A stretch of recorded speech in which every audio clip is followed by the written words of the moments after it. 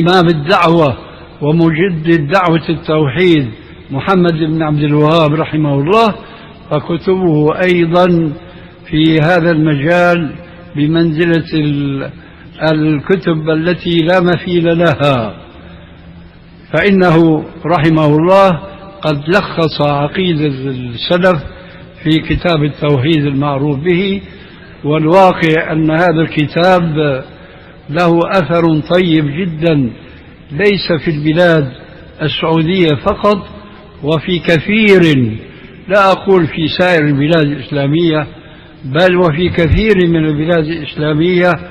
فقد أخذ المسلمون يتعرفون على هذه الدعوة، دعوة التوحيد الخالصة لله عز وجل، من كتب التي يطبعها علماء هذه المملكة، سواء ما كان منها من كتب الشيخ نفسه أو من شروح كتبه الكثيرة وهي معروفة لديكم.